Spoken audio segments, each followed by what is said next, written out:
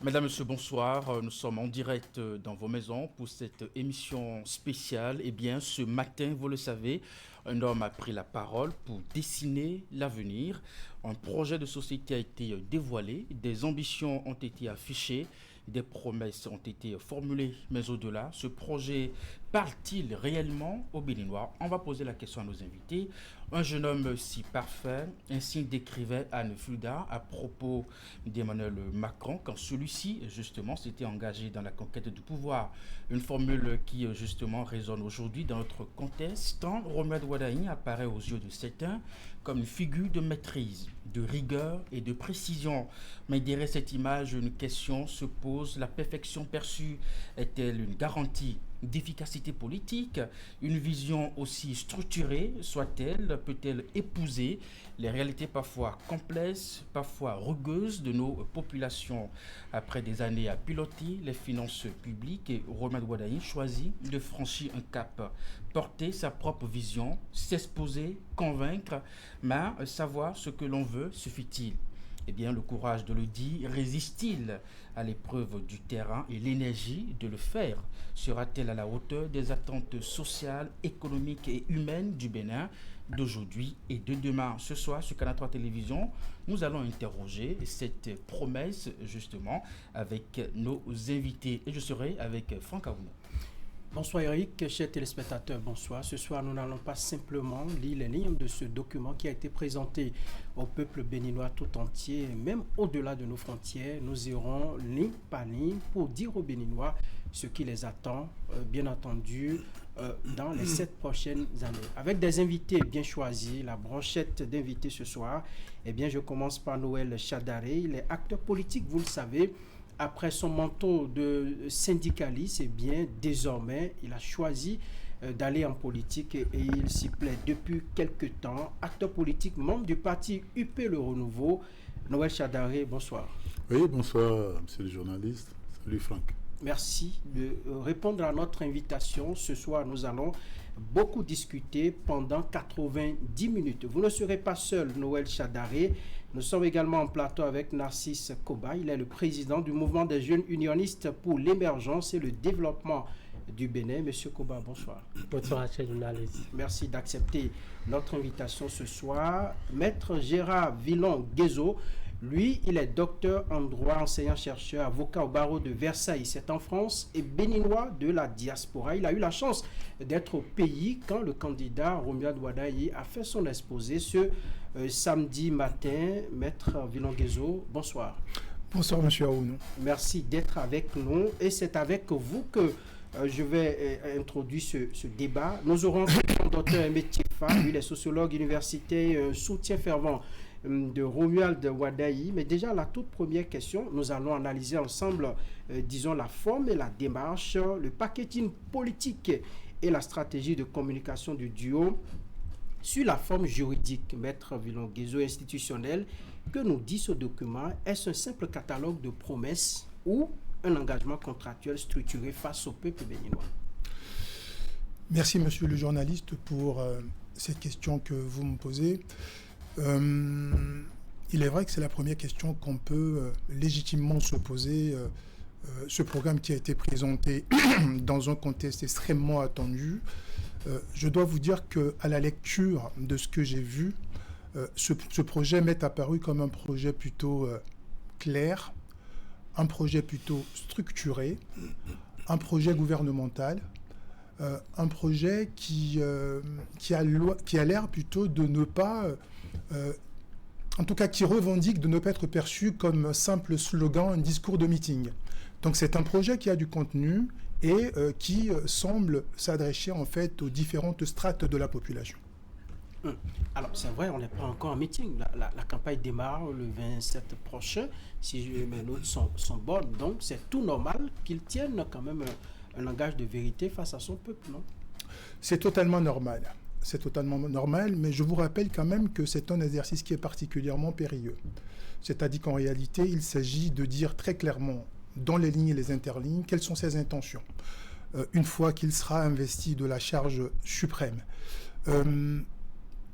Là, il se doit d'avoir un langage de vérité, un strict langage de vérité à la fois un langage qui doit clairement imprimer sa propre trajectoire et situer son programme par rapport à un programme dont il se revendique ouvertement aussi quelque part comptable.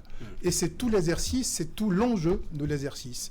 Et en cela, j'ai trouvé que il a trouvé la pondération, le bon équilibre, qui à la fois tente de se démarquer de l'exercice qui est en train de terminer, puis avec une vision très stratégique sur l'horizon à venir. Allez, M. Koba, quand Romer Wadayi présentait son projet de société ce matin, je l'ai vu à plusieurs reprises fixer les jeunes qui étaient, disons, un peu plus haut dans la salle. Il leur parlait un peu comme si il voulait s'implanter déjà ce matin dans leur cœur. Vous qui êtes leader de mouvement de jeunesse, eh bien, la présentation visuelle de ce qu'il a fait aujourd'hui, est-ce que cela vous semble-t-il en phase avec les nouveaux codes de la politique béninoise, surtout lorsque nous prenons l'échantillon jeunesse? Bien sûr, et je crois que aujourd'hui, sa présentation est plus que convaincante, m'a plus persuadé. Et au contraire, dans son projet, il a mis la jeunesse au cœur du développement. Et il a fait une proposition de gestion, je crois une gestion participative de la jeunesse et une gestion de proximité, de telle sorte que à la base, tout le monde puisse bénéficier des avantages de ces efforts quand il sera président. Voilà. Donc l'action publique pour vous sera dirigée essentiellement vers la jeunesse, si on vous résume. Oui, essentiellement vers la jeunesse, puisque la jeunesse est, quand on prend le Bénin, la jeunesse est la plus grande couche en portion de pourcentage. Donc je crois que tout part de la jeunesse. Question d'emploi, question d'éducation, tout ça, ça part de la jeunesse. Donc je crois que c'est essentiellement ça. Noël Chadari, Eric. Justement, Noël Chadari, vous qui connaissez bien l'appareil politique, justement, et qui avez suivi déjà cette présentation ce matin, déjà, quel est le sentiment qui vous anime? Je dois vous dire que j'ai assisté à une présentation, je vais parler de la forme. C'est une présentation, c'était, on va dire, conférence ou un meeting, mais beaucoup plus conférence. Et il a sans notes, sans papier, et on a vu quelqu'un qui savait où il allait, quelle est la direction qu'il devait prendre. Il avait clair à l'idée ce qu'il doit faire, et donc quand vous avez les choses, tout ce qui se conçoit, comme le dit, aisément, tout ce qui se conçoit, c'est bien, s'énonce clairement, et les mots pour le dire arrivent aisément. Moi, j'ai été sidéré par sa présentation, parce qu'il a passé tout ce temps sans se référer à un texte, à un papier, mais on sent qu'il maîtrisait le sujet, il était vraiment... et ça, dans la forme, c'était une très bonne présentation. Et le contenu aussi répond aussi aux attentes. Vous avez dit qu'on va peut-être en arriver là. Absolument. Mais maintenant, quand je prends le document lui-même, parce qu'il a fait juste un briefing de ce qui est du contenu, mais on voit que dans le contenu, même dans ce qu'il a présenté, on voit qu'il s'appuie sur ce qui a été fait pendant 10 années. Le document est clair, bien structuré. Qu'est-ce qui a été fait de 2016 à maintenant? Et c'est là où on s'est arrêté, ce qui a été bien fait, et comment on continue cela. Et dans tous les secteurs, c'est ce qui a été fait. Et je crois que il nous a montré qu'on a avancé. Il y a une première phase, une première étape, c'est une étape où il fallait, n'est-ce pas, avoir la liquidité, parce qu'il a parlé en tant que ministre des Finances, il fallait assainir les finances, rendre notre économie plus compétitive, n'est-ce pas? Et ça, c'est la première étape, bien entendu en posant des actions, en faisant certaines choses dans ce sens-là. Mais maintenant, l'étape 2, comme il a dit, on est à l'étape 2. Ne vous en faites pas, on va y arriver, nous avons suffisamment de temps ce soir. Alors, c'est la façon magistrale avec laquelle il a présenté, qui vous a séduit, ou plutôt, disons, la structuration des arguments qu'il a Non, il a les deux. La façon magistrale, Mais il avait les idées bien cohérentes, bien organisées. La progression était une progression cohérente. Et moi, ça m'a sidéré. J'ai estimé que il sait où le Bénin est, là où le Bénin se trouve, et là où le Bénin doit être conduit, et sous sa gouvernance. Et ça m'a aussi... J'ai beaucoup apprécié cela. Vous auriez condamné certainement si vous n'avez pas pris part à cette cérémonie. Non, mais j'aurais regardé à la télévision. Voilà. Et j'aurais apprécié aussi comme ça. Mais c'était bien. Une présentation de XL, si je peux dire comme ça. Est-ce que ça peut être trop exagéré? Non, j'ai dit les choses. Moi, quand j'apprécie quelque chose, je le dis. Vous le savez, vous me connaissez. C'est une présentation. Avant d'aller plus loin, pour ceux et celles qui nous regardent en ce moment, ce soir, vous avez la possibilité de nous envoyer vos préoccupations par SMS, par message WhatsApp, à travers ce numéro qui est inscrit jusqu'en bas de votre écran. Je reste avec vous, Noël Chadaré. Vous avez été dans la lutte syndicale ces dernières années. Oui. Est-ce que, en tant que citoyen, vous avez été comblé de ce que vous avez entendu ce matin? Oui, ce que je peux dire, si on venait à mettre en œuvre tout ce qui a été dit, je pourrais dire que je serais comblé. Là, c'est des promesses, hein, qui doivent se concrétiser à travers les actions qu'il va faire quand il va arriver au pouvoir. Mais je dois dire déjà que c'est l'essentiel, il a cerné tous les contours. Et on a vu que l'homme, dans la deuxième étape, la deuxième phase, et pas la première phase, avec le président Talon, un travail a été fait, parce qu'il n'y avait pas, le taux de croissance était faible, il fallait faire un effort pour assainir l'économie, les finances et faire de telle manière que notre économie soit compétitive. On ait un taux de croissance au-delà de 7%, que ce n'est seulement qu'au-delà de 7% que nous allons pouvoir aller faire des actions où, sur le chemin, il a parlé du chemin, n'est-ce pas, le chemin de développement qui est un process, une longue procédure, c'est un long chemin. Et donc, c'est seulement quand on a un taux de croissance vraiment qui dépasse les 7% qu'on peut poser des actions comme celles qui sont, comme ce que lui prévoit, à savoir que l'homme sera davantage au cœur de l'action politique, au centre du développement, au cœur du développement. Moi, c'est ce que je retiens de ce qu'il a dit, c'est que nous serons, les Béninois, on fera de telle manière que tous les Béninois aient des opportunités sous la main. Et il a parlé des 6 pôles n'est-ce pas, de développement, 6 pôles avec, n'est-ce pas, 3 axes, l'innovation. Oui, mais ce qui a été fait jusque-là, c'était pour l'homme, non? Les routes, les infrastructures. C'est ça. Lorsque nous prenons le Grand Nokoué qui a été assaini aujourd'hui grâce à ce programme piloté par la SGDS, oui, c'était en faveur des êtres humains. Il y avait du social, mais ce que je retiens, c'est qu'il y a davantage de social. Parce qu'il a parlé de l'extrême pauvreté. La pauvreté, les gens ne mangent pas. Difficilement un repas par jour. Il a parlé d'un jeune homme qu'il a rencontré en chemin dans sa zone là-bas. Et donc il a vu qu'il y a une misère. C'est un peu partout dans le monde, mais il faut se battre contre ça dans notre pays. Donc lutter contre l'extrême pauvreté, lutter contre la situation des jeunes qui se retrouvent au chômage, et donc faire de telle manière que les revenus, augmenter le revenu des ménages. Parce que quand les gens se plaignent, ils disent, oh, mais ça ne va pas, c'est vrai, on voit les routes, on voit toutes les réactions, c'est parce que le revenu des ménages est faible.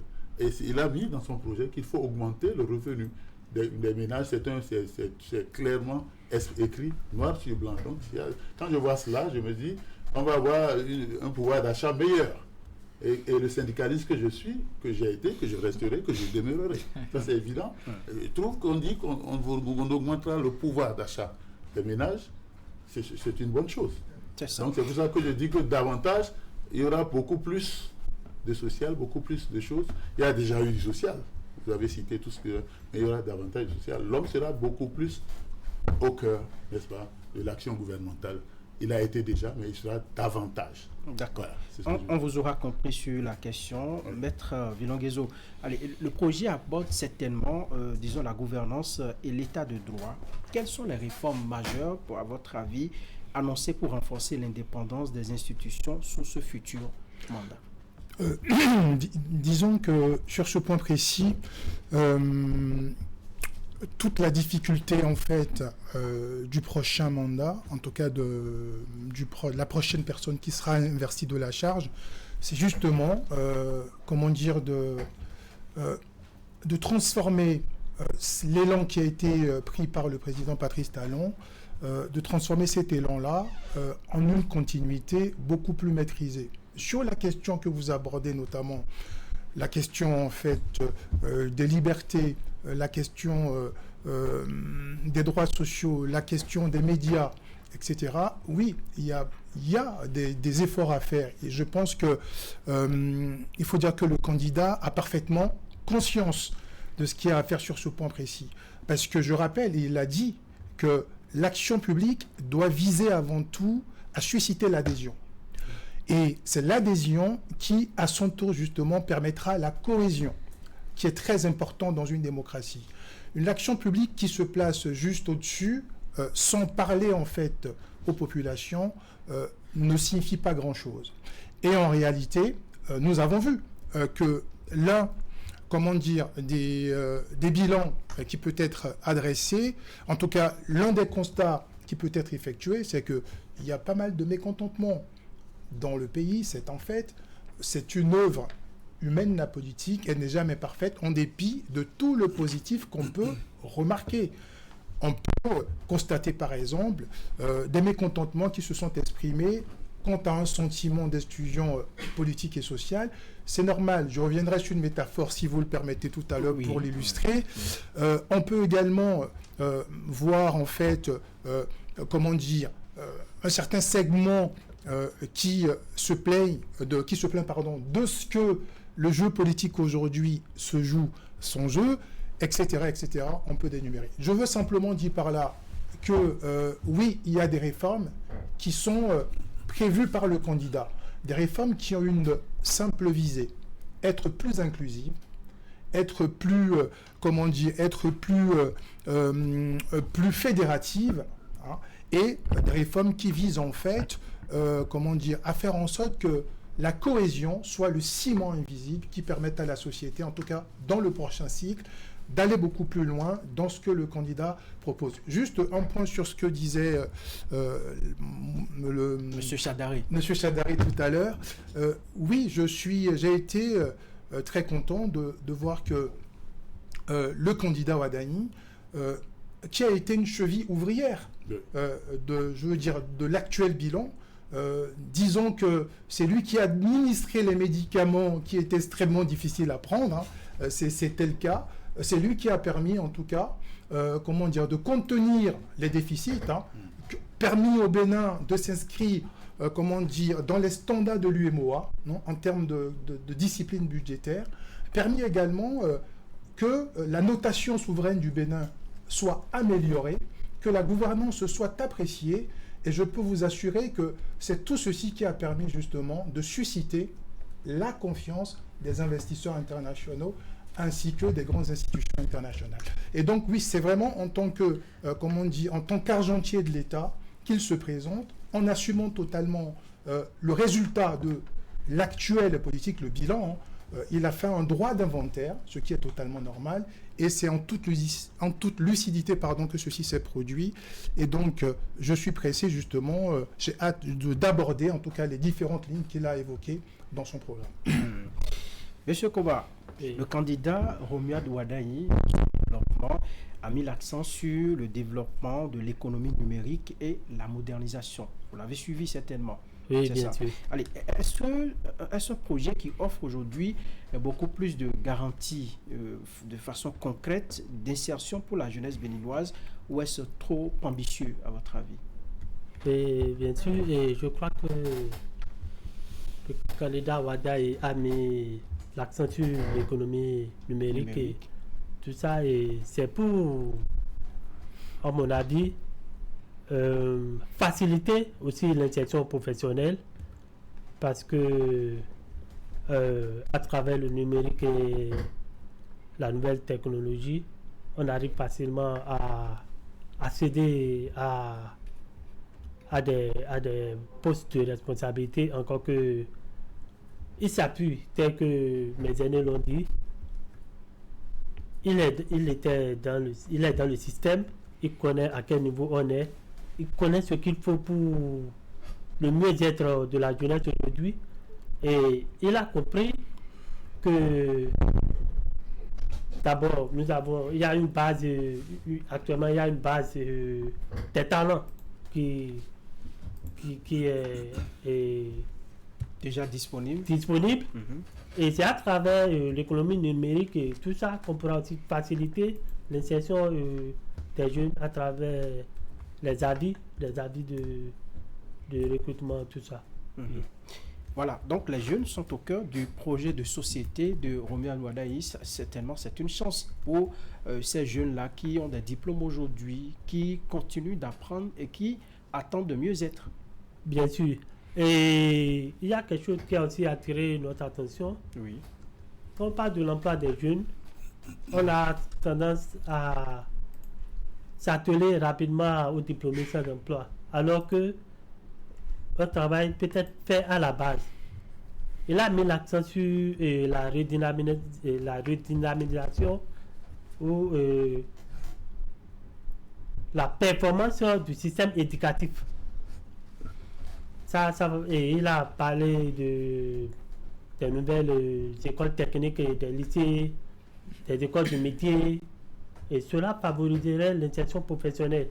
Ça ne va plus conduire les jeunes à aller faire, je suppose, les filières, et qu'à la fin, attendre qu'on les embauche. Or, ils peuvent s'auto-employer à travers les formations techniques, professionnelles, agricoles, les écoles des métiers des métiers plutôt. C'est ça. On va évoluer dans cette émission, mais avant, je voudrais demander à M. Noël Chadaré si dans ce qui a été présenté, on a remarqué, je dirais, ces messages que le candidat a envoyés régulièrement à la jeunesse. Vous n'êtes pas si vieux, justement, mais bon, est-ce que vous voyez vraiment le candidat prendre à cœur la préoccupation des jeunes? Oui, quand je vous observais tout ce qu'il a dit, quand vous écoutez tout ce qu'il a dit, vous pouvez vous dire que il y a d'abord la pauvreté extrême, c'est une préoccupation pour lui. Et il y a aussi, n'est-ce pas, la jeunesse qu'il veut. Il ne veut plus que les jeunes soient laissés en rade. Quand vous voyez les différents pôles, on doit donner une opportunité à chaque jeune, à tous les Béninois, y compris à chaque jeune, de pouvoir être utile, construire, contribuer au développement de sa communauté. C'est un souci pour lui, et il a répété plusieurs fois. Je crois que quand il parle de l'innovation, de l'industrie et du tourisme, je crois que c'est les trois éléments qui vont être dans les différents 6 pôles. Les 6 pôles, c'est dans les différents départements classiques, n'est-ce pas? C'est pour que ces jeunes-là soient occupés. C'est ça. Et donc, il pense à eux, il pense à tous les Béninois. Il veut que tous les Béninois mettent la main à la pâte et qu'ils soient utiles à leur pays pour construire le pays et pour qu'on aille encore plus loin, comme il a dit. Et vous voyez, bâtir ensemble le Bénin de nos rêves. C'est ça qu'il a mis. Ensemble. Donc, l'inclusion est là. Bâtir ensemble, il y a l'inclusion, le Bénin de nos rêves. Il ne rêve pas lui seul, Wadani. C'est le rêve de nous tous. Et on a dit, je crois que c'est un auteur américain qui disait, quand un seul homme rêve, c'est du domaine du rêve. Mais quand plusieurs rêvent ensemble, c'est le début de la réalité. Et si nous rêvons tous ensemble avec lui, je crois qu'on va concrétiser cela.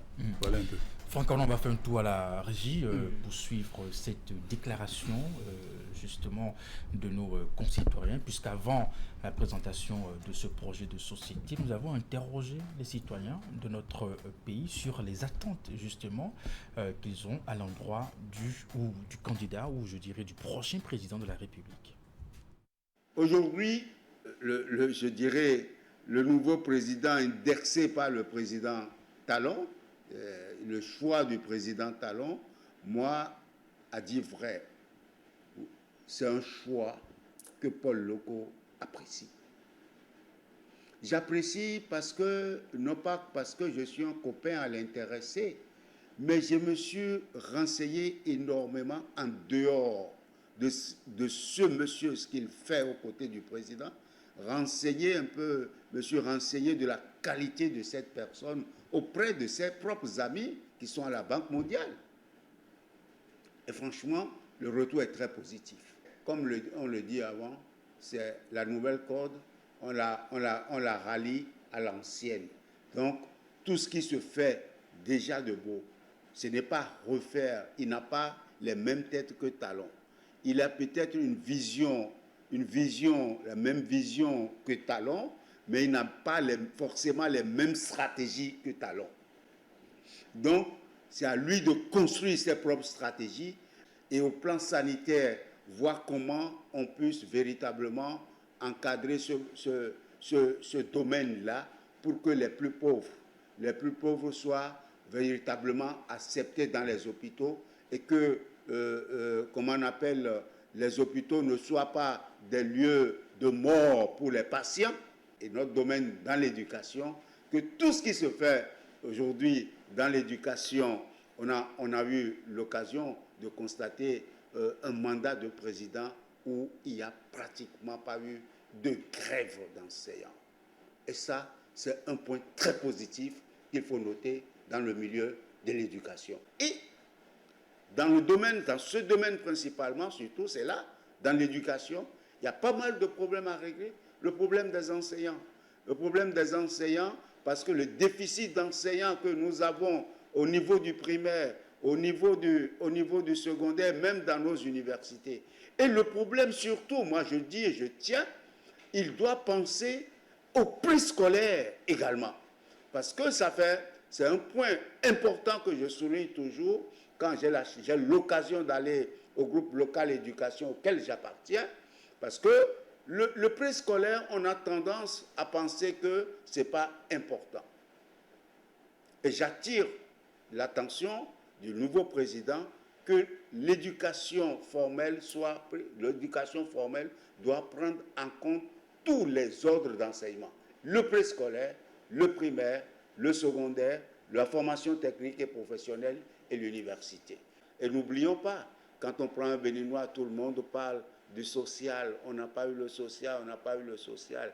Mais pour aller au social, il faut forcément rechercher les ressources, trouver les ressources, faire l'essentiel qui amène au social. Et je crois que le gouvernement qui va venir après mettra plus d'accent aussi pour accompagner le volet social, pour que les femmes et les femmes enceintes soient prises en compte sans heurts, sans problème, nos enfants, que le paludisme, c'est-à-dire le paludisme au niveau des tout-petits, soit mieux géré dans nos hôpitaux et que l'artisan qui est malade, qui n'a pas de retraite, qui n'a pas de comment on appelle le papier qu'ils prennent, de prise en charge de l'État, soit vraiment prise en charge par les hôpitaux, par une assurance qui sera définie, parce que l'assurance qui était, je ne sais pas comment on a appelé ça, la hache, je ne sais vraiment pas comment ce truc fonctionne.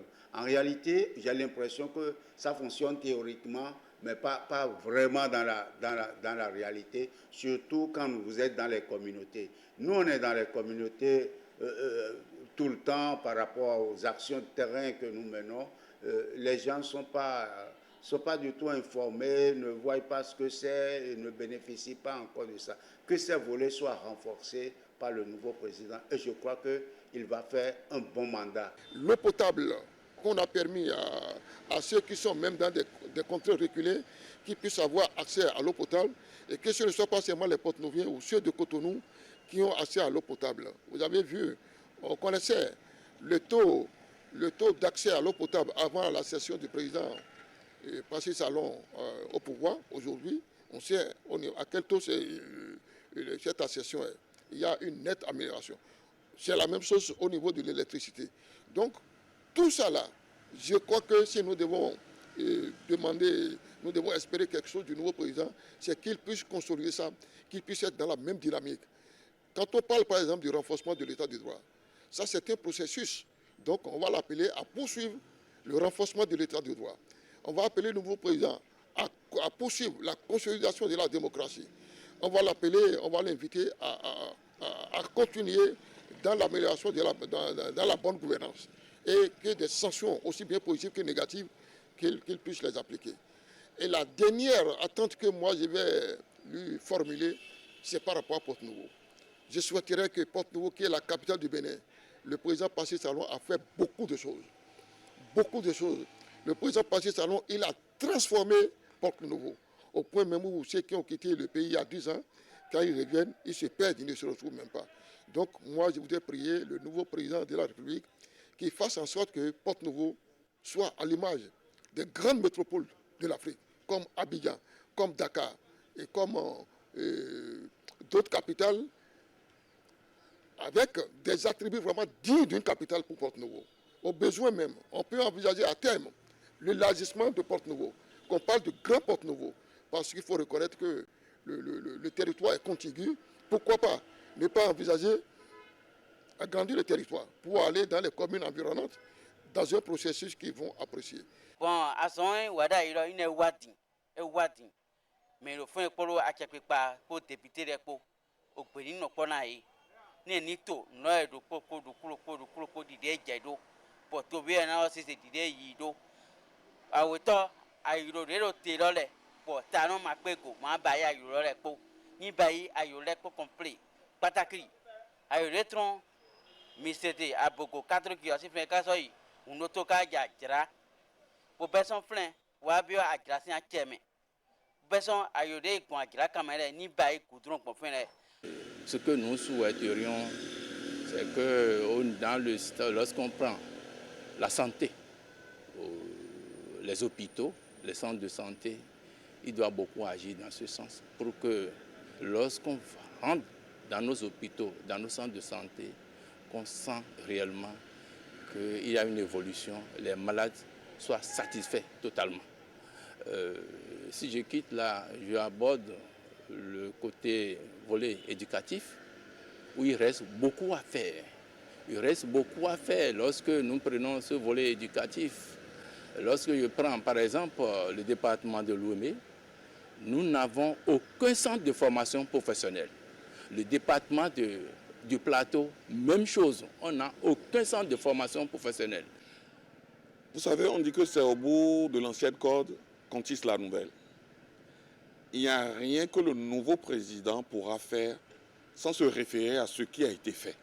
Le président Talon a vraiment embrassé très large. Mais il y a quelques petits points. Le premier point, c'est le développement intégral du pays. Moi, je dis, il faut qu'il attaque les sous-préfectures, les chefs-lieux, j'allais dire, des départements. Parce qu'on sent un développement un peu déséquilibré. Vous voyez, c'est des chefs-lieux de département. Il faudrait que le travail qui se fait dans les autres grandes villes, Porto-Novo, Cotonou et Calavi, qu'on puisse sentir ça dans d'autres chefs-lieux de département tels que Alada, Pobé, Boycon, Abobé, Dassa et autres. C'est le premier point. Le deuxième point, si c'est Wadaï, il est jeune. Il faut que le travail de sport que l'ancien président, bientôt ancien, a voulu faire, qu'il puisse continuer. Parce que vous voyez, on a construit des stades, on a essayé de booster un peu le sport, mais il manque un peu comment faire pour qu'on puisse vraiment prendre au niveau des jeunes pour que nous ayons de grandes équipes dans diverses disciplines. Troisième chose, il n'y a pas de développement sans hommes. Il faut que le côté humain du développement, c'est-à-dire le social, qu'on sente que le Béninois qui vit au Bénin puisse sentir que quand je prends quelque chose que je veux faire, j'ai la facilité de faire et puis j'ai les moyens pour le faire. Moi, je crois qu'en faisant comme ça, il va continuer le travail que le président Patrice Talon a eu à faire, que je félicite avec mes 2 pieds, mes 2 mains, en lui disant merci. Mais il ne faudrait pas que ça s'arrête. Parce que c'est l'inquiétude des Béninois aujourd'hui. Celui qui veut prendre, est-ce qu'il va continuer comme le président Talon pour le développement du pays? Maître Vinon Guézo, est-ce que ce document, ce qu'a présenté Romuald Wadaï ce samedi, répond à ces préoccupations, notamment la dernière présentée par ce téléspectateur que vous avez suivi. Écoutez, je vous remercie. Alors, permettez-moi, pour répondre à la question, de faire un petit aperçu très historique avant de répondre à votre question. Oui. Et je parle sous le contrôle des historiens béninois qui ont observé la métamorphose de la politique béninoise. Nous sommes partis avant tout d'un État qui était un État juridiquement souverain, d'accord, mais qui était un État instable. Souvenez-vous, au lendemain des indépendances, 70, donc nous avions eu une série de coups d'État qui a créé une instabilité pas possible. Ensuite, nous sommes passés dans la deuxième phase de l'État centralisé avec la Révolution. Avec la Révolution, nous avions un État centralisé, mais économiquement étouffé. Souvenez-vous, le programme d'ajustement structurel. Donc cela n'a pas marché. Ensuite, nous sommes passés en fait à l'État démocratique. État démocratique grâce à la conférence nationale, mais un État qui était dispersé. Dispersé pourquoi? Parce qu'il y avait plus de 200 partis politiques, justement, qui venaient émietter, saucissonner, fracturer l'espace politique. Or, la croissance économique dépendait de la stabilité politique. Le président Patrice Talon l'a parfaitement compris et a enclenché la réforme du système partisan. Ensuite, nous sommes venus, depuis 2016, à l'État stratège ou l'État planificateur. Et là, tout a changé. Je vais prendre deux métaphores. C'est la métaphore, je l'ai déjà prise une fois, de la maison rénovée. C'est-à-dire qu'en fait, le président Patrice Talon a compris quelque chose de simple. Il faut relancer, en fait, tout le moteur. Et donc, qu'est-ce qu'il a fait? Avec la grande maison béninoise, donc, qui était très mal en point, il a compris qu'il fallait relancer le moteur de la croissance économique. C'est ce qu'il a fait. Et à partir de cet instant-là, nous avons bien vu que désormais, il se dit prêt à transmettre un héritage qui est opérationnel et fonctionnel. Et nous avons toujours dans le cadre de cet État stratège et planificateur, je prendrai aussi la métaphore en fait du moteur de précision. Qu'est-ce qui se passait? Le moteur béninois, c'était comme un moteur avec de l'huile, un moteur qui fuyait de partout. C'était quoi cette fuite? Cette fuite en réalité, c'était la corruption, c'était la bureaucratie lente, etc. Le moteur a été rénové. Résultat, nous avons un rendement plus net. Les informations circulent, qu'il s'agisse des données fiscales ou civiles, sans aucun frottement. Et donc, nous avons un meilleur rendement.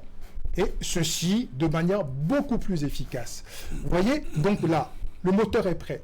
Et donc là, tout le défi du prochain cycle, c'est de pouvoir transformer, justement, toute cette transformation-là, c'est de pouvoir les convertir en pouvoir d'achat. Ça faisait partie, en fait, si vous voulez, des reproches, en tout cas des récriminations qui étaient adressées au pouvoir. On voit beaucoup de routes, la modernisation, elle est vue, mais elle n'est pas vécue. C'était ça le problème. Aujourd'hui, le président Patrice Talon a mis l'État sur les rails.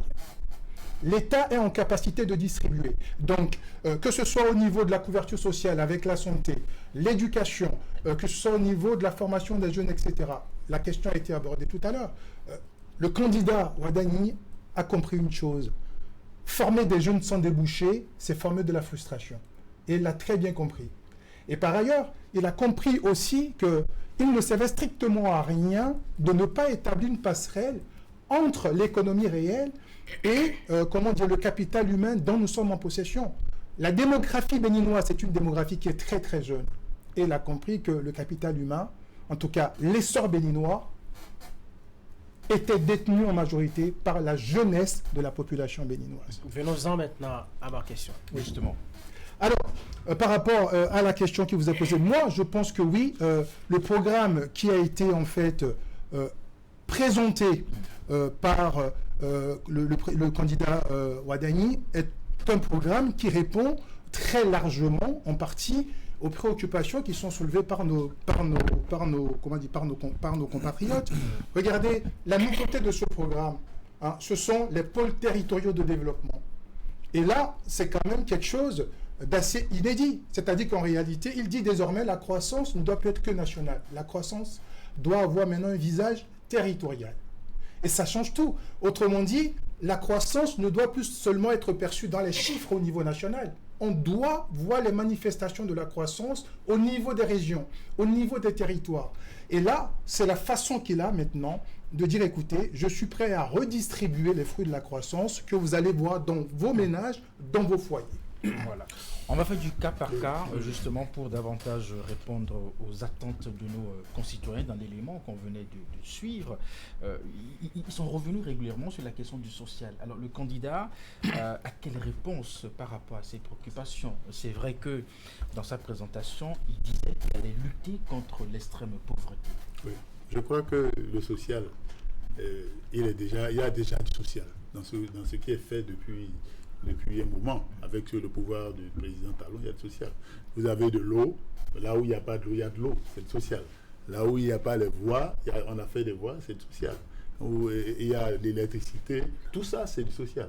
Quand vous prenez des zones à Cotonou ici où en temps de pluie vous ne pouvez pas bouger, vous avez du mal, c'est du social. Aujourd'hui, il n'y a plus ce problème. Maintenant, ce que veulent les Béninois, ce que pensent quand ils parlent du social, c'est pas ce social-là, je l'ai dit tout à l'heure. Ils pensent que le social, c'est lié à leurs conditions de vie. Ils estiment qu'ils ont un pouvoir d'achat qui est faible. Ils n'ont pas les moyens de faire face à certains soins de santé. Mais le pouvoir du président Talon a mis le Bénin sur le chemin, n'est-ce pas, du développement. Maintenant, le développement, c'est un long chemin.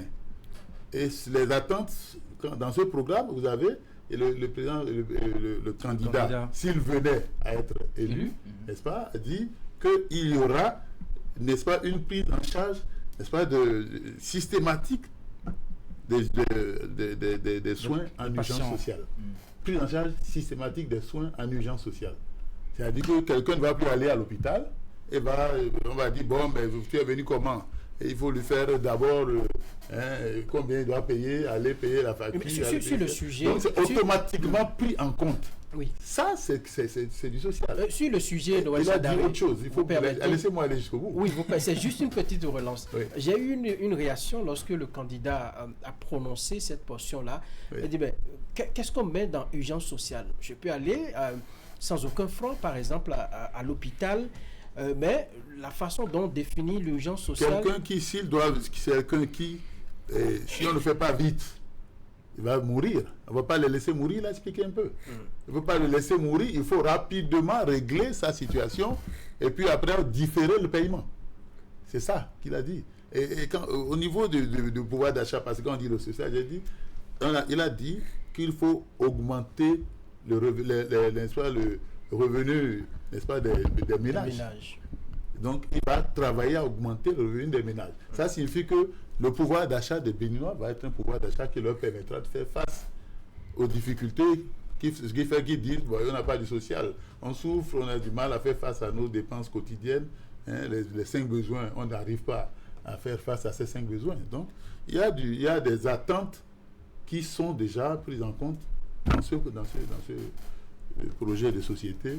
Et je crois que c'est... On veut, comme l'a dit le Maître Vilongué, il a dit, on est dans la phase de redistribution des fruits de la richesse. Le Bénin n'avait, quand il le dit, quand vous écoutez le candidat, quand ils sont arrivés au pouvoir, ils ont eu des difficultés.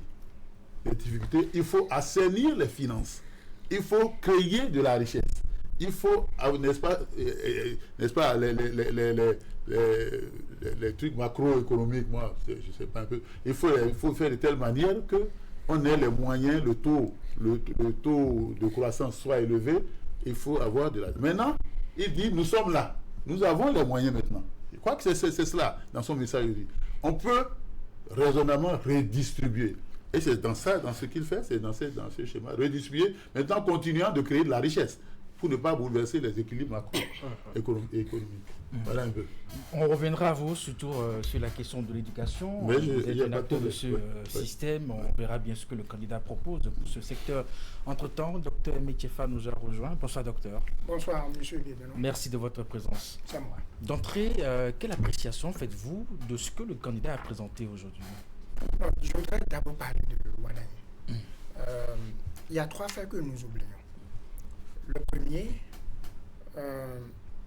il est totalement différent de tout ce qu'on a vu jusqu'ici. Aucun candidat devenir président de la République dans ce pays l'expérience de gestion que Romuald Wardani. Qu'est-ce qui vous fait dire ça? 10 ans au ministère des Finances, sans cadavre dans son placard, sans bobo. Qu'est-ce que vous en savez? Qu'est-ce que vous en savez? Avez-vous fait des enquêtes sur sa gestion au ministère? Les cadavres dans les placards, ça sent, ça pue. On n'arrive jamais à cacher ça pendant longtemps. Les affaires sulfureuses ont émaillé tous les régimes du monde. Et si vous savez un peu ce que c'est que le ministère des Finances, je crois que pour cela, au moins vous devez lui dire bravo. Ne serait-ce que pour cela. Donc, aucun de nos dirigeants devenus président n'a son expérience. Ça, il faut le dire, c'est très important. Deuxièmement, c'est pour la première fois que le président de la République du Bénin émanera des partis politiques. C'est très important. Dans aucun pays sérieux, vous ne verrez un être humain diriger un État sans provenir d'un parti politique. Les partis politiques constituent le cadre de formation idéal pour tout acteur politique qui aspire, bien entendu, à travers ce cadre, à obtenir le pouvoir d'État et à l'exercer. C'est-à-dire qu'il est suffisamment balisé par les deux plus grands partis politiques de ce pays, qui, au sein de l'échiquier, donc, font plus de 95% en termes de taux de confortabilité par rapport à nos réalités politiques. Donc ça, nous l'oublions aussi. Mais sur cet aspect, est-ce que le candidat, lui, il provient des partis ou il a été choisi par les partis? On ne l'a pas vu faire ses classes dans les partis politiques. D'accord, je vous donne tout de suite deux preuves. La première, vous ne pouvez pas être candidat sans être parrainé par les partis politiques. Et la même loi dit d'ailleurs que les partis politiques ne peuvent pas parrainer des gens qui ne sont pas leur émanation.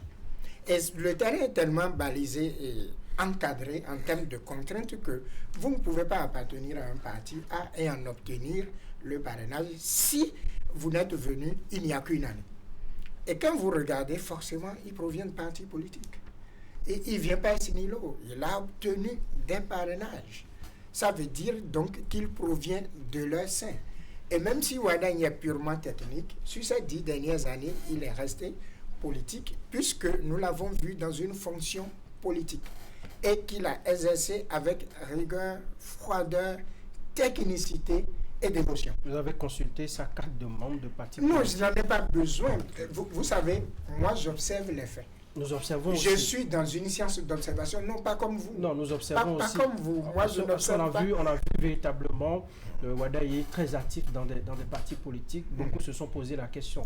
Peut-être que vous pouvez nous convaincre aujourd'hui. Non, ce n'est pas de ça qu'il s'agit. Non, mais moi, c'est ma question. Oui, je vous répondrai, mais à ma façon. C'est-à-dire que c'est pour la première fois, que ce soit Wardani ou Paul Rumpé, c'est pour la première fois que le Bénin aura à sa tête quelqu'un qui provient des partis politiques. Et c'est comme cela que vous avez jamais vu les États-Unis être dirigés par quelqu'un qui ne provient pas de parti politique. Vous avez vu cela en France? Nulle part. Quand bien même en France, vous avez des candidats indépendants. Mais vous ne verrez pas ça. Pourquoi? Parce que les partis politiques constituent le cadre d'apprentissage politique. Et pour gagner un match, préalablement, il faudrait déjà s'entraîner plusieurs fois. Et c'est là qu'il faut s'entraîner. Donc, Wardani est une spécificité de cela.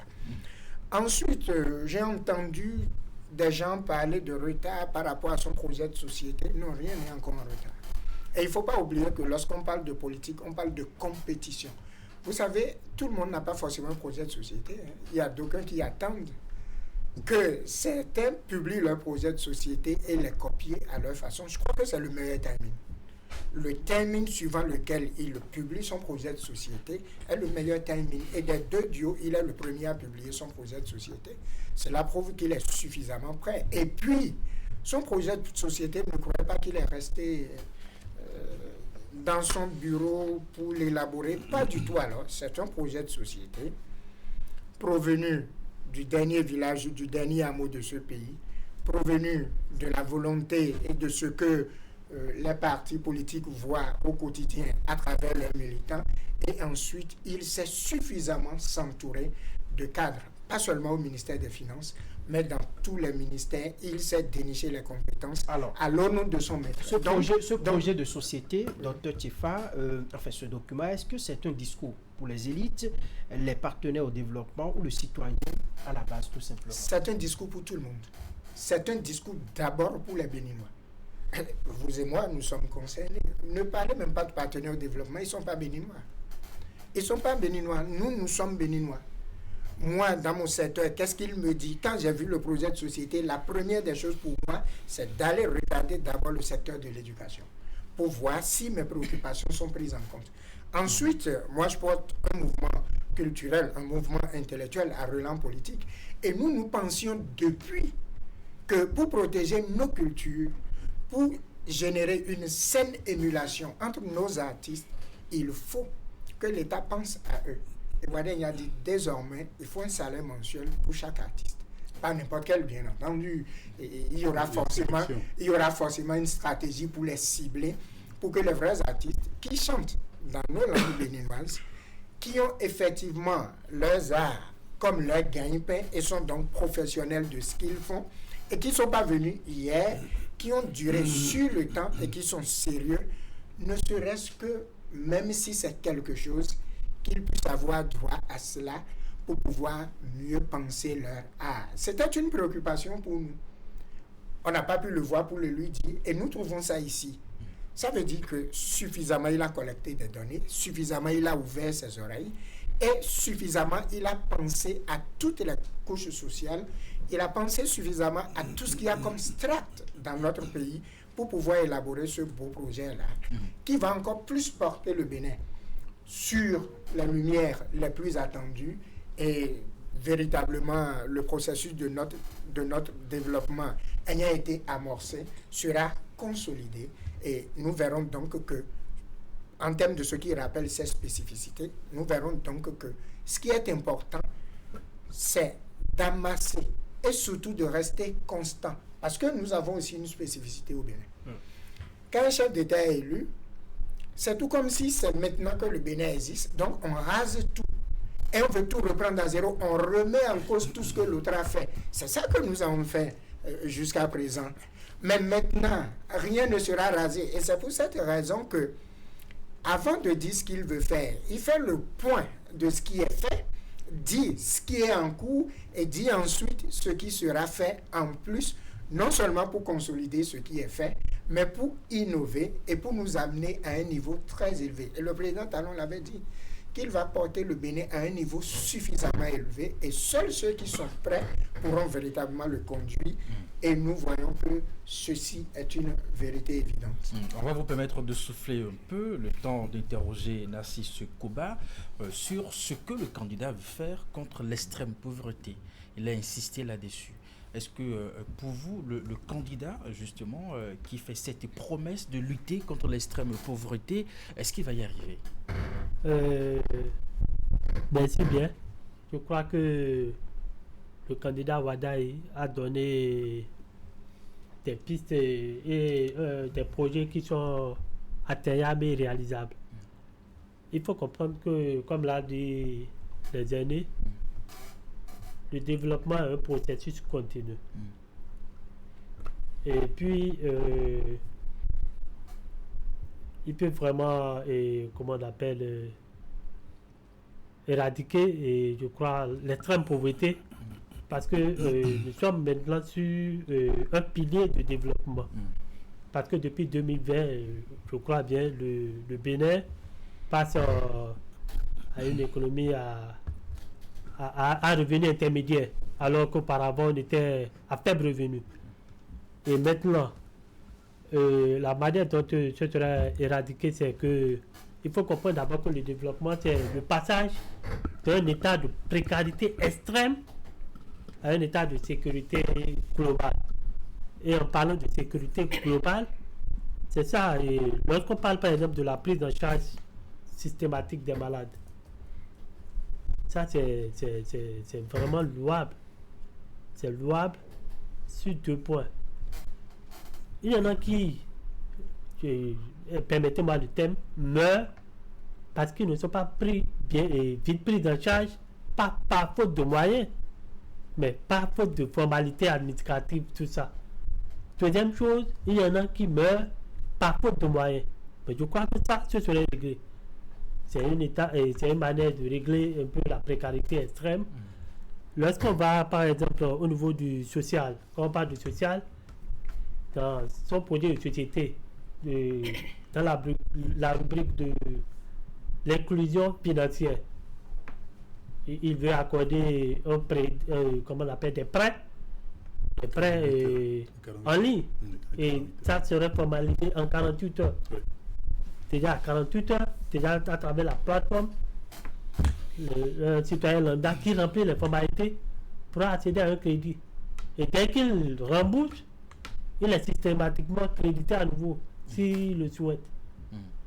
Et lorsqu'on prend par exemple les systèmes d'alimentation en eau potable, pour avoir voyagé un peu dans la sous-région, il faut comprendre que quelque chose a déjà été fait dans notre pays.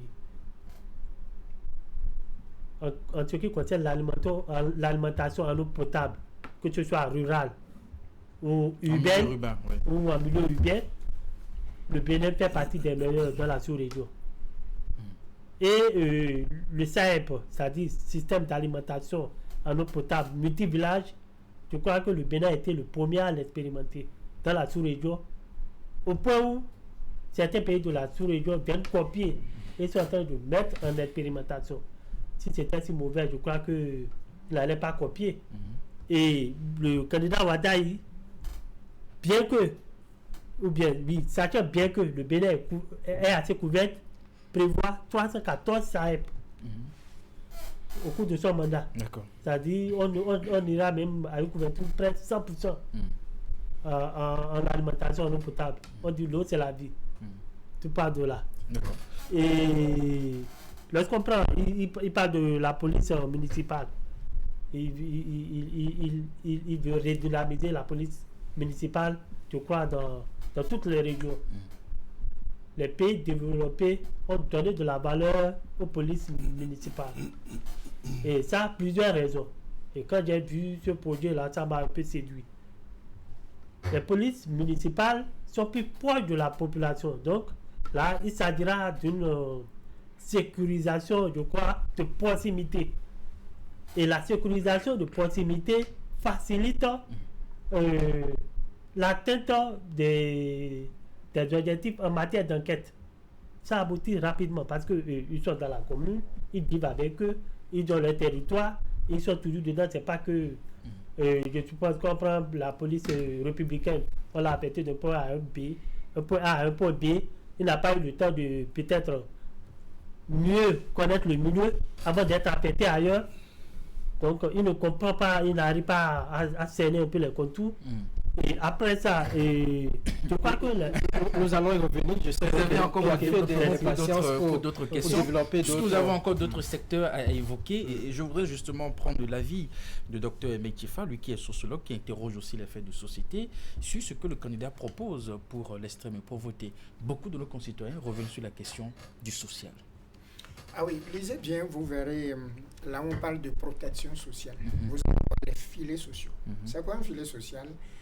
C'est un transfert de ressources, de besoins, de ceux dont les populations ont besoin pour être protégées. Et vous allez voir là-dedans que toutes les couches sociales, et surtout les plus vulnérables, les handicapés, les personnes de troisième âge, sont suffisamment prises en charge. Deuxième axe, il a choisi faire du microfinance autrement. C'est-à-dire, vous pouvez l'obtenir en 48 heures. On ne vous met pas une pression extrême pour rembourser. Votre État vous comprend et vous êtes suffisamment encadré, formé sur ce que vous devez faire avec les ressources quand vous déposez un dossier avant de pouvoir l'obtenir. Et vous êtes suivi, orienté, suffisamment conseillé et les taux ne sont pas suffisamment élevés. Ça veut dire donc qu'il est en train de penser à comment faire, parce qu'en matière de lutte contre la pauvreté, aucun expert ne pourrait parler de cela en Afrique sans vous parler de microfinance aux plus pauvres. Monsieur Aounou, pour vous, peut-être 30 000 francs, c'est rien. Mais rassurez-vous, non, j'ai dit peut-être, mais rassurez-vous, dans nos villages, dans nos contrées, ça suffit pour qu'une dame monte une petite affaire. C'est ça. Qui va augmenter sa capacité de résilience vis-à-vis des problèmes qu'elle connaît et désormais ne va plus attendre son époux ou sa belle famille pour pouvoir se défendre. Et dans cela, elle peut même arriver à prendre minimalement soin de sa progéniture. Donc tout cela sera renforcé. Alors c'est que dans le mental du Béninois, il faut que le bon État soit un État-providence. Bon, le candidat Wadagne ne prône pas l'État-providence, mais il prône un État qui veille sur chaque citoyen. C'est-à-dire, l'État existe pour le citoyen. Nous tous sommes l'État. Dès lors, l'État existe pour le citoyen. Il a parlé de nutrition. Et c'est pour la première fois que moi je vois, parce que je peux vous le dire, de 2006 à aujourd'hui, je suis un collecteur de projets de société. J'en ai besoin pour mon boulot, j'en ai besoin pour beaucoup de choses. C'est pour la première fois qu'un projet de société parle de nutrition. Je ne vous parle pas d'agriculture. Je ne vous parle pas de sécurité alimentaire. Je vous parle de nutrition. Un projet de société en parle. Et il parle aussi de comment faire en sorte que le cadre de vie soit plaisant pour chacun et pour tous. Parce qu'aussi, le cadre de vie, je vais dire, est un stimulateur pour pouvoir travailler et pour pouvoir aussi protéger sa santé. Allez, nous avons donné la possibilité aux téléspectateurs de pouvoir laisser leurs questions sur le numéro qui s'affiche devant, enfin, sur l'écran. Et déjà, nous avons quelques préoccupations qui concernent d'ailleurs le secteur de l'éducation. Ce que nous disons ici, le projet de société ne peut être une réussite si nous avons par exemple des enfants mal formés, des cancres qui n'ont pas reçu une bonne éducation et tout. Je reste avec Dr Tchifa. Le téléspectateur demande: qu'en est-il des réformes universitaires? De nombreux chercheurs compétents sont en attente de recrutement. Le recrutement au secondaire de ceux qui ont le CAPES. Est-ce que vous avez lu ça dans ce document, dans ce que le candidat a dit, même si c'est de façon, disons, globale qu'il a présenté sa vision? Vous avez déjà bien fait de dire, même si c'est de façon... Oui, parce que vous avez lu le document. Vous avez bien fait de dire que, même si c'est de façon globale, un projet de société n'a pas pour vocation de répondre très spécifiquement à chacun par rapport à ses besoins. Les réponses sont globalisées, mais efficaces et incises. Et c'est ce qui a été fait. D'abord, il a fait un très bon diagnostic de ce dont nous souffrons. Il a rappelé ce qui a été apporté maintenant comme thérapie. Je peux vous rassurer qu'aucun régime n'a fait de recrutement sérieux comme le régime Talon. Que ce soit à la maternelle, au primaire, au secondaire et à l'université. Et sur cette dynamique, le candidat Rumia Wadagne, d'ailleurs qui a suivi, parce que cela le concernait, va encore continuer dans cette même perspective. Et surtout au secondaire, pour ce qui est encore précisé, nous irons plus vers la spécification de l'enseignement. C'est-à-dire, on ne va plus simplement faire de l'enseignement général pour de l'enseignement général, mais si chaque enfant, parce que c'est ça en fait la réponse, d'accord, aux alternatives scolaires. Chaque enfant a un talent et un don donné. Tout enfant n'est pas fait pour être docteur. Tout enfant n'est pas fait pour être enseignant à l'université. Il y a des enfants qui devraient embrasser une branche d'ingénierie depuis la classe de CM2. De bons mécaniciens, pourquoi pas. Étudier cela et être plutôt docteur dans cela, plutôt que de faire d'abord un bac C, ensuite aller faire EPAC, ce n'est pas donné à tout le monde. Donc, l'enseignement technique et professionnel est pris au sérieux. Beaucoup d'enseignants ont été surtout formés dans ce domaine où le président Talon a donné la priorité. Ce sera poursuivi. À l'université, le départ des anciens, je peux vous dire que les enseignants à l'université qui m'ont formé moi, pratiquement tous sont partis. Il y a eu globalement 2 recrutements sous le président Talon et le candidat Wadagne ne peut pas rester ne serait-ce que sur 7 ans sans faire de recrutement.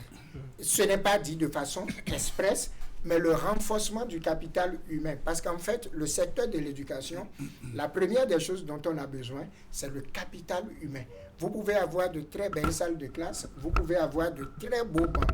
Ce n'est pas ça qui fait l'éducation. Prioritairement, c'est la qualité des enseignants qui dispense les cours et ensuite tout ce qui est offert. Ce qui est fait en termes de cantine scolaire au cours primaire, ce sera renforcé.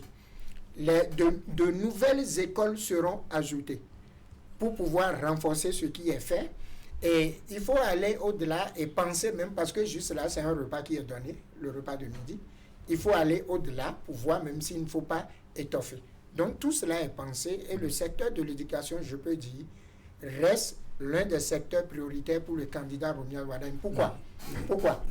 Une société suffisamment éduquée est une société qu'on ne manipule plus et c'est une société qui se développe beaucoup plus vite et c'est une société qui est à l'abri de la démagogie. On vous aura compris, Dr Metifa. Je voyais Noël Chadaré, je dirais, réagir de la tête sur vos arguments, notamment sur ce qui est du recrutement. Noël Chadaré, vous avez porté beaucoup de combats pour le secteur de l'éducation. Ouais. Avec Romuald Wardani, quelle image vous avez de notre éducation à travers ce qu'il propose? Bon, comme il a dit, hein, c'est un peu les différents axes. C'est pas vraiment de façon détaillée ce qu'on veut faire dans le système éducatif, mais ce qui va être, n'est-ce pas, les clignotants qui vont nous attirer, c'est un peu ça. Donc, quand il s'agit des recrutements, ce qui est attendu comme recrutement, c'est les AME. Les AME qui sont dans une situation de précarité, bon, ce qui a été amélioré, il faut reconnaître, parce qu'ils sont passés de 9 mois à 10 mois, de 10 mois à 11 mois et 12 mois, et puis avec une prime. Il y a une décision qui a été prise, c'est que... Est-ce qu'avec lui, la question va être tranchée? Mais quand je dis... C'est un dossier qu'il connaît. Il n'a pas mis ça ici, mais quand vous discutez avec lui, c'est une préoccupation. Moi, je parle de ça avec lui. Et il échange avec les AME, et je crois qu'il y aura une bonne surprise, une bonne annonce. Parce qu'aujourd'hui, quand vous regardez son programme, le projet, s'il venait à être élu, et je crois qu'il va être, je souhaite vivement qu'il soit élu, s'il est élu, mais ça va être, vous voyez qu'on met ici l'homme au cœur. Il y a maintenant la certitude. Je souhaite qu'il soit élu. Votre candidat, il y a deux candidats, mais je me bats. Metifa l'a dit tout à l'heure, ce sont vos partis qui l'ont désigné. Oui, mais écoutez, tant qu'on a la Cour constitutionnelle n'a pas donné... La qualité de l'homme, le projet de société que vous vantez là, sur le papier, vous devez être plus rassurant. Non, mais sur le papier, il ne devrait pas avoir match. Sur le papier. Quand vous voyez les deux partis qui soutiennent, les deux partis qui soutiennent, les scores au niveau des élections législatives et communales, on a tout rasé. L'adversaire est autour de 4 et quelques %, 5%. Donc sur le papier, il n'y a pas match. Normalement. Mais qu'est-ce qui retient mais attendons que ça se concrétise. Il ne faut pas déjà commencer par... Parce que quand on parle comme ça, il y aura des mobilisations, les gens ne sont pas motivés pour aller. Il y a match. Allons au match et on gagne le match. Votre assurance aussi peut convaincre les indécis. Oui, c'est ça. Dans ce qu'il propose pour l'éducation, qu'est-ce qui retient votre attention? Ce que je disais tout à l'heure pour les AME, il y a quelque chose qu'il prépare sûrement et il le dira. Parce qu'on a dit qu'il faut répartir, c'est le temps, n'est-ce pas, de la redistribution, n'est-ce pas, de la richesse qui a été créée pendant un certain temps. Et le gouvernement avait déjà prévu qu'ils seront reversés. Donc, je ne pense pas qu'il ait besoin de mettre ça ici. Alors, il propose la transformation du système éducatif. La transformation du système éducatif. Il parle de la généralisation des salles de classe numériques, n'est-ce pas? C'est important. On est à l'ère du numérique. Et donc, il y aura beaucoup plus. Le numérique va être une réalité dans nos écoles. Et il y a la généralisation, n'est-ce pas, de la gratuité, n'est-ce pas, dans l'enseignement secondaire au niveau des filles, parce que jusque-là, c'est au premier cycle. La 6e en 3e, toutes les filles sont exonérées, n'est-ce pas, des frais de scolarité, mais on a dit génération totale. Donc, ça veut dire que de la 6e en terminale, c'est quand même des avancées. Et moi, ce qui m'a retenu le plus, je retiens ici que c'est la création de parcours scolaires dédiés, n'est-ce pas? Ce sont des passerelles pour permettre aux enfants déscolarisés et non scolarisés de revenir à l'école. C'est important. C'est-à-dire qu'on ne veut plus laisser quelqu'un en rate. Les enfants ont un potentiel, même s'ils ne sont pas à l'école. On peut découvrir chez l'enfant ce qu'il a. son potentiel et le développer, ils participent. Ceux qui sont déscolarisés, il faut les récupérer pour qu'ils puissent servir. Donc ça, c'est important. C'est une décision importante. En fait, c'est un projet important. Merci Noël Chadaré. Il y a beaucoup d'autres choses qu'on ne veut pas citer. On va y revenir. Oui. Maître Villon-Guézo, vous savez, il y a 10 ans, quand Patrice Talon, disons, je ne vais pas dire 10 ans, quand il présentait ses PAG, on était sidérés, on rêvait gros, mais quand il est arrivé le moment de faire le bilan, ils ont dit, les Béninois, vous en avez entendu certainement, que le béton, le bitume ont remplacé nos plats. Cette fois-ci, qu'est-ce qui donne l'assurance que nous n'aurons pas ces récriminations, nous n'aurons pas ces plaintes au bout de cette année de gestion? Juste avant de répondre à votre question, vous me rappellerez si je n'y reviens pas. Juste rajouter à ce que disait M. Chadaré que sur le volet éducatif, moi j'ai compris quelque chose. Il appartiendra au candidat de décliner davantage clairement en fait ses orientations. Non pas que ça n'a pas été fait, mais je pense qu'il a encore il a encore des précisions à apporter. Mais d'une manière générale, ce que je remarque, c'est qu'il a compris qu'une société qui n'investit pas dans son éducation se condamne en fait à distribuer de la précarité. Ça, c'est un fait. Et donc, il a très bien compris. Et il sait très bien qu'il doit prendre appui impérativement sur cette éducation-là, parce que, vous savez, on dit souvent que pour abrutir en fait un pays, il n'y a pas besoin de lui faire la guerre conventionnelle. Il suffit simplement d'abrutir sa jeunesse. Ça suffit une génération pour que le pays soit totalement à terre. Donc, je pense que ça, il a bien compris. Sur le volet de la question que vous posiez, qu'est-ce qui dit que voilà, ces récriminations ne vont pas se poursuivre? Vous savez, l'État est une continuité. C'est une continuité. Et lorsque vous lisez le programme du candidat Ouadani, il s'inscrit non seulement dans la continuité, une continuité maîtrisée, mais dans la consolidation des acquis. On ne peut pas distribuer indéfiniment sans amasser. À un moment donné, si on n'amasse pas, ce qu'on distribue sera terminé.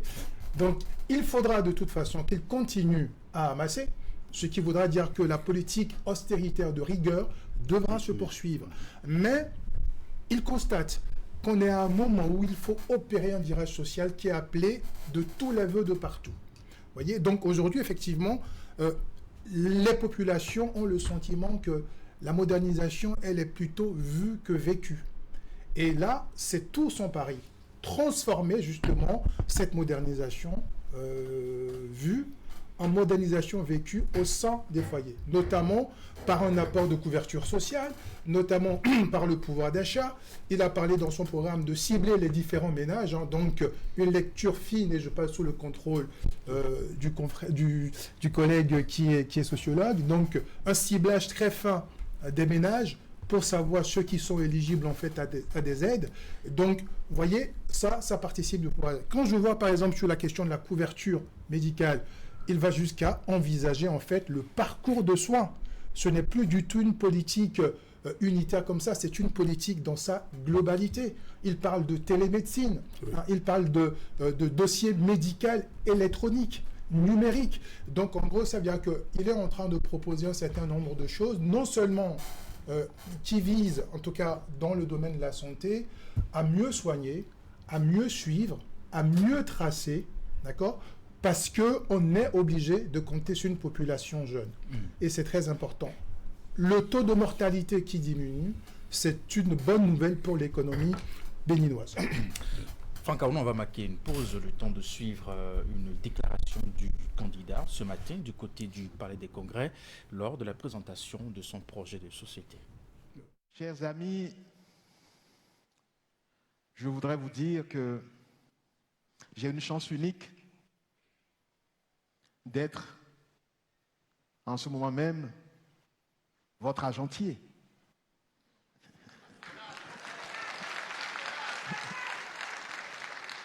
Le président Talon m'a fait confiance et j'ai eu l'honneur de gérer l'une des choses que vous avez de plus cher, c'est votre argent. Et vous avez vu comment je l'ai géré, avec sérieux, rigueur.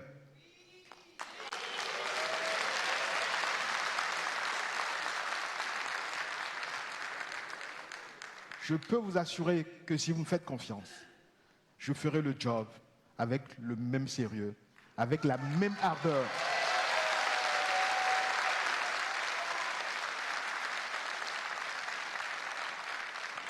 La manière dont j'ai tenu le ministère de l'économie et des finances, en respectant les cadres qui y sont, en bâtissant sur l'existant et en ne détruisant pas l'existant, c'est ma marque de fabrique.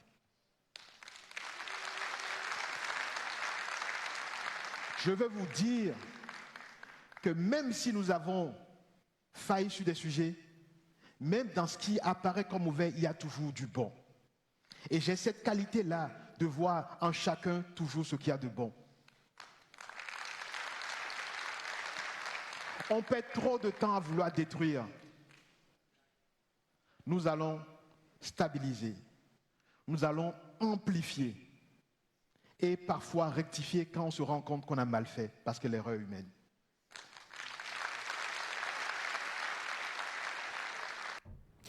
Savoir ce que l'on veut, ensuite savoir avoir le courage de le dire et ensuite l'énergie de le faire. C'est en gros ce que je retiens de ce passage que Eric nous a proposé tout à l'heure. Est-ce que, Eric, on partage tout cet aspect-là autour de la table? Écoutez, c'est la question qu'on va poser à nos invités. On va faire un tour de table. On sent un certain engagement, détermination à faire le job en griffe, puisque lui-même, c'est ce qu'il a évoqué. Est-ce que c'est ce que vous ressentez?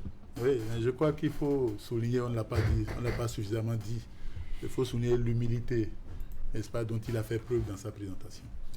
Il a reconnu qu'il y a des choses qui n'étaient pas parfaites. Et il a dit que nous allons, n'est-ce pas, ensemble, dans le dialogue, régler ces problèmes. Quand il a parlé, n'est-ce pas, en ce qui concerne la démocratie, il y a eu des choses qui n'ont pas marché. On va voir ensemble, dans le dialogue, comment, n'est-ce pas, trouver une solution. Il fait faire preuve d'une grande humilité. Et on n'a pas parlé de l'agriculture aussi. On va y arriver tout à l'heure. Parce que l'agriculture... on va y arriver. Okay. Maître, il dit avoir bien géré nos finances. Oui, je cite ses propos. Est-ce que cela suffit pour lui faire confiance pour être dans la République? Je pense que l'argent est le nerf de la guerre et que quand on voit la manière dont effectivement il a su, il a assaini les finances, parce que je dois vous dire que, vous savez, pour que le Bénin puisse aller sur les marchés sans rien craindre, c'est qu'il y a eu un travail de fond qui a été opéré par le ministre des Finances et qui a un grand respect vis-à-vis, qui bénéficie de respect de ses pairs dans la sous-région. Non seulement en raison de sa jeunesse, mais en raison de ses compétences qui sont parfaitement avérées. Donc c'est grâce à lui qu'aujourd'hui, on a bien vu que le Bénin est revenu à des équilibres pas possibles. Nous avons eu une croissance jusqu'à 6-7% avant la pandémie. On a une reprise très rapide après la pandémie, contrairement à certains voisins. On a une notation souveraine qui fait pâlir d'envie beaucoup de voisins, voyez, etc. Tout ça. Oui, aujourd'hui, et j'en finirai là, oui, le Bénin vraiment bénéficie de marqueurs totalement ouverts qui font que les partenaires sociaux et financiers sont prêts à lui faire confiance dans la continuité. Allez, Dr Metifa, savoir gérer de l'argent, les finances, est bien différent d'un État, la gestion d'un État. Oui, bien sûr. Mais déjà, il faut faire, je vous l'ai dit, déjà, il faut faire ses preuves quelque part. Vous me verrez nulle part où on recrute un emploi, un débutant. Tous les recruteurs veulent quelqu'un qui a de l'expérience. Et je continue par le dire, faire 10 ans au ministère des Finances, 10 ans de façon continue, sans le moindre dossier sulfureux, sans aucune affaire qui puisse éclabousser le régime, parce que ce que vous ne savez pas, en général, les dossiers sulfureux qui éclaboussent les régimes, beaucoup proviennent du ministère des Finances. La gestion de l'argent est tout autre. C'est-à-dire, quand vous gérez votre budget à la maison, c'est tout autre par rapport à la gestion de l'argent de tout un peuple. Et vous l'avez entendu, il a dit, vous m'avez confié ce que vous avez de plus cher et je l'ai bien géré. Ce n'est pas de la complaisance. Vous l'avez vu jouer à la carte de l'humilité, tel que mon professeur l'a dit. Donc, Robian Wadagne, en fait, 3 choses le déterminent en termes de caractérologie. D'accord? La précision, la technicité et la simplicité. D'accord. Comment est-ce qu'il va concilier ces qualités-là et la gestion, disons, de l'écosystème politique? Parce que c'est aussi important. La politique a sa place dans le processus de développement. Il était déjà décideur politique et il sera encore maintenant un meilleur décideur politique. Et il ne va pas gouverner sans les partis politiques. Puisque ce sont les partis politiques qui l'ont porté là. La même rigueur, la même humilité, la même simplicité, la même précision, la même ténacité et la même austérité seront toujours convoqués. Allez, on va prendre vos avis sur 2 ou 3 secteurs. Emploi, agriculture, sécurité. On va commencer par l'emploi avec justement M. Koba. L'emploi. Est-ce que ce que le candidat propose de faire, est-ce que cela, à un moment donné, pour vous, peut répondre vraiment aux préoccupations de nos concitoyens? Merci bien, évidemment. Parce que le candidat a dit qu'il va créer un hôpital international à Parakou. Non seulement ça va servir la population dans le côté sanitaire, mais aussi ils auront besoin de la main d'œuvre, ils auront besoin des ressources humaines qualifiées pour travailler dans ces hôpitaux, aussi dans les alentours. Il y aura le taux d'emploi. Lorsqu'on prend aussi, il est en train d'opter pour l'industrialisation du pays à travers la GDIZ, où déjà des 1000 emplois directs ont été créés. Avec lui, on aura d'autres GDIZ dans d'autres communes. Des mains d'œuvre personnels qualifiés. Après, ça n'est pas de l'opérationnalisation de l'aéroport de Togo. Donc, je crois que tout ça, on aura besoin de ressources humaines, tout ça. Et aussi dans la fonction publique, il y aura évidemment des départs en retraite et il y aura toujours de remplaçants. Donc c'est évident l'emploi. Merci. L'agriculture. Oui, mais avant l'agriculture, je peux dire que le candidat Wadani a fait 10 ans avec les politiques, même si c'est technicien, il a cohabité avec eux. Il connaît bien le milieu, il est du sérail. On ne peut pas faire 10 ans sans ne pas être un politicien à ce poste-là. Donc il a beaucoup déjà appris et il n'aura pas vraiment un problème pour gérer, n'est-ce pas, le Bénin. Le personnel politique. Il le connaît très bien. Et même s'il n'est pas aux avant-gardes, au premier plan maintenant, il a une expérience dans ce milieu. Donc maintenant, il fera de plus dans le secteur agricole. Oui, il a dit il a déploré le fait que, on va dire qu'il est parti d'un constat que les agriculteurs qui sont ceux qui produisent la richesse, ils ne bénéficient pas, ils ne vivent pas du fruit de leurs efforts. Ils sont vraiment malheureux, il faut régler ce problème. Il faut faire de telle sorte que désormais, comme dans d'autres pays, la Côte d'Ivoire et autres, les agriculteurs, mais ils vivent vraiment n'est-ce pas, du fruit de leurs efforts. Il faut faire de telle manière que la production soit encore plus importante. N'est-ce pas, il faut multiplier par 4, par 5 leur production à l'hectare ou quelque chose comme ça. Mais pour ça, il faut leur les assister. Il faut les assister avec, n'est-ce pas, la mécanisation de l'agriculture, donner, n'est-ce pas, les intrants, les aider à avoir les intrants, n'est-ce pas, et aussi les techniciens qui doivent les y accompagner pour que désormais ils produisent 5 fois ce qu'ils produisaient, peut-être multiplié par 5 ou 4 ce qu'ils produisaient. Et ça, c'est important. Ça va leur permettre de pouvoir vivre.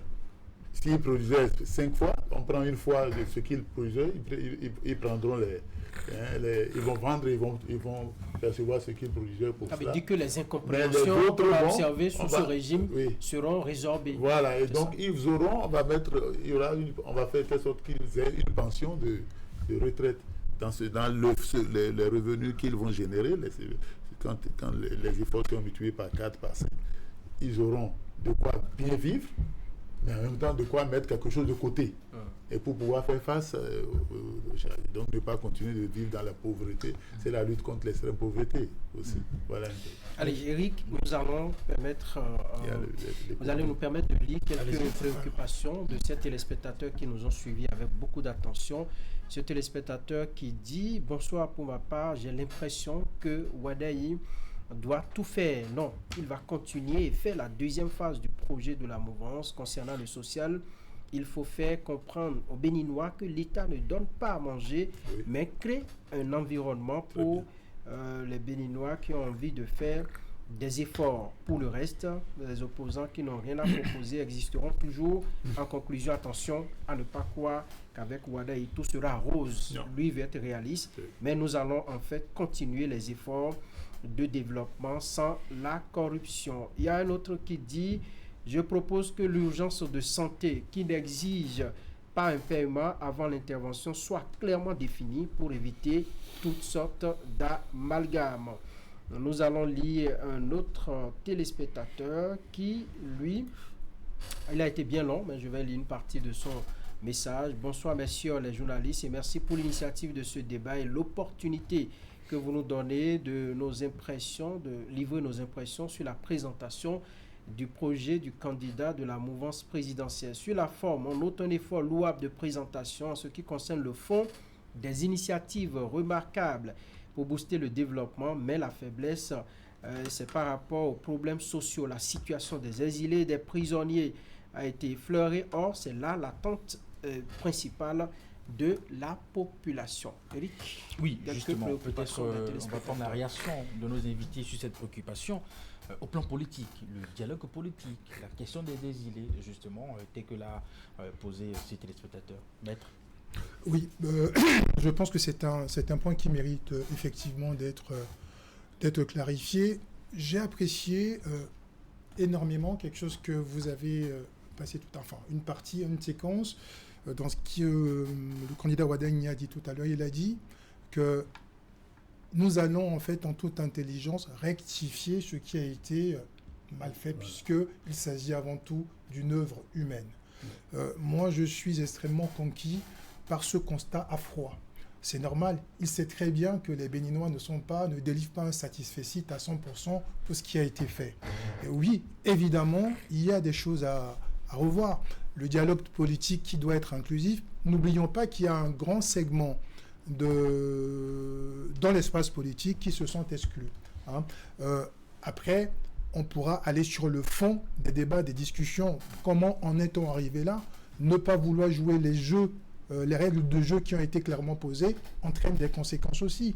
Mais il a bien compris qu'il faudra de toute façon, dans la perspective d'une cohésion, rassembler. Parce que c'est très important. Parce que l'action publique qui ne suscite pas l'adhésion est une action publique qui est vouée à l'échec. D'accord. Donc c'est très important. J'aurais bien voulu aborder la question du judiciaire aussi, mais je laisse la parole circuler. Oui. Merci d'être concis. Ouais. Docteur. Non, je vais répondre par une seule phrase. Le dialogue politique. Une seule phrase. Premier Wadaï est humain. J'en ai fini. Il est humain. Nous aurons le temps de le constater. Il est humain. Alors, pour la suite, le dialogue politique. Il a parlé du dialogue politique. Il a reconnu qu'il y a des choses qui n'ont pas marché.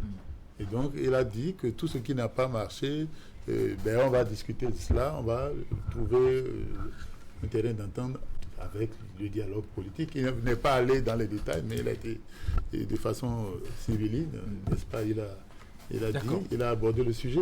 Et dans son speech ce matin, il y a aussi le rapport avec nos voisins. Docteur, il a estimé qu'il nous faut justement trouver les voies et moyens pour dialoguer avec nos voisins. Une sorte de main tendue.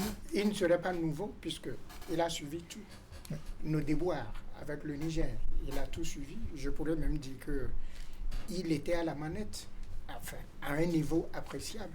Donc ce ne sont pas des sujets sur lesquels il sera formé. Il connaît déjà les sujets et il va directement entrer dedans. Et je crois aussi qu'il ne le ferait pas sans faire des consultations, de longues et profondes consultations, puisque la priorité numéro 3, il parle de cohésion nationale et de sécurité. Et il a parlé de paix et de justice, il a parlé de sécurité et de défense, il a parlé de diplomatie et de coopération internationale.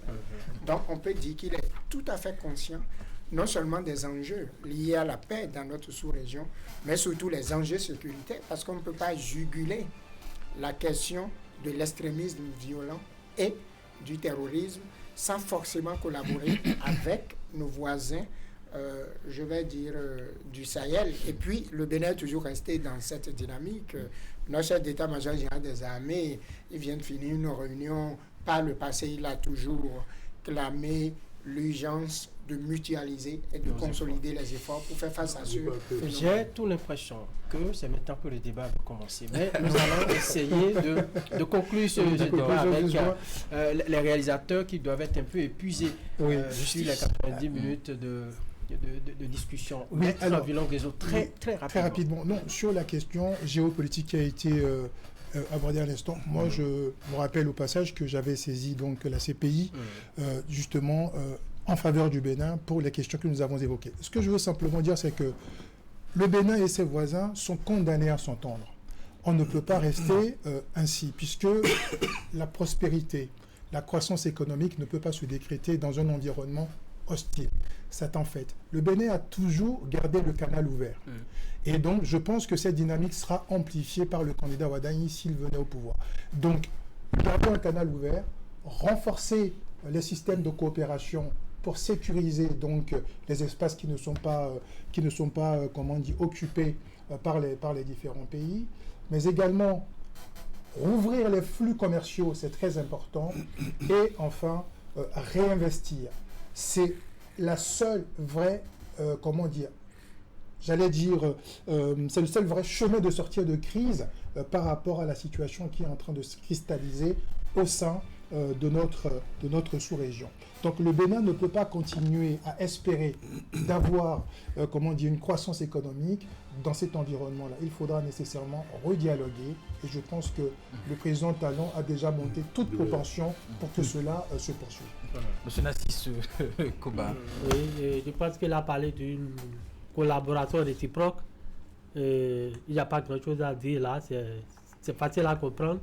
Ça va faciliter quand même la gestion de la crise de sécurité et en même temps améliorer la condition économique de notre pays.